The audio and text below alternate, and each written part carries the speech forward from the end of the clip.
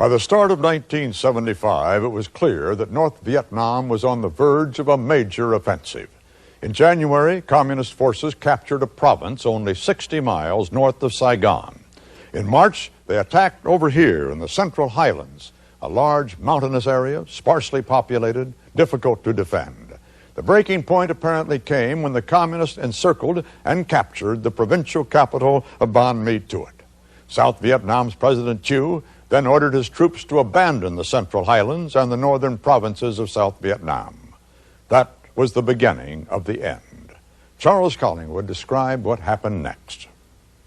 The South Vietnamese forces in the area broke and fled. The civilian population was already moving out, carrying what belongings they could, snaking in a pathetic column along back roads which were still uncut by the enemy. Soldiers and civilians were intermingled, and at times they came under fire, adding to the casualties and confusion.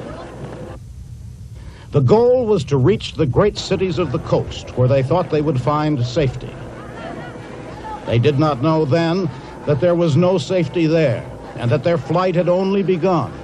For already, the North Vietnamese were sweeping down the coast, driving before them new floods of refugees. Outside the legendary former imperial capital of Hue, the South Vietnamese at first put up a feeble defensive effort. But no major battle was fought for Hue. Morale broke. Some of the best troops in South Vietnam simply disintegrated as fighting units. Generals abandoned their command to colonels, colonels to majors, until there was no command, and the troops joined civilians in a panicky exodus. Bruce Dunning reported on the mass migration south. These people are just part of the greatest flight of refugees ever to occur in Vietnam in all its years of war. Many of these people had walked all the way from Quang Tri seeking safety in Hue, only to learn that they must join the thousands of Hue residents moving farther south to Da Nang, 60 miles away. The rich can leave by plane, but like the poor, they can only take what they can carry with them. The less rich can afford a ride on a bus or a truck, but the poor must walk. Young children, the old, many are barefoot, struggling along under heavy bundles. Whole families push carts weighed down with precious belongings.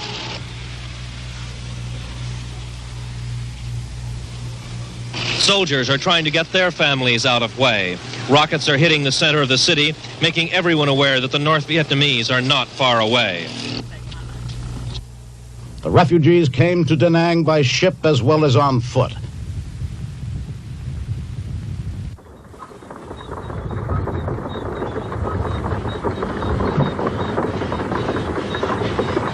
They were crowded into the ships like sardines, and, like fish, they had to be unloaded in nets.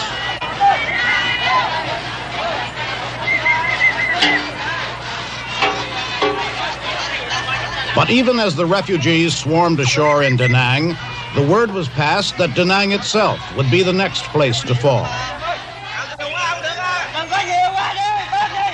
The refugees who had already come so far were joined by hundreds of thousands in Da Nang seeking to escape. Perhaps 1.5 million people in all. Panic and disorder were the rule.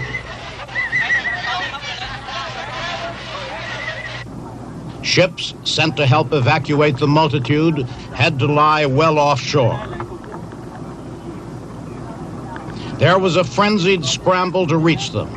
As usual, by now, the unruly, undisciplined soldiers were in the forefront. Some managed to crowd onto small boats to cross the intervening water. Others waded out as far as they could and swam for it. Some drowned.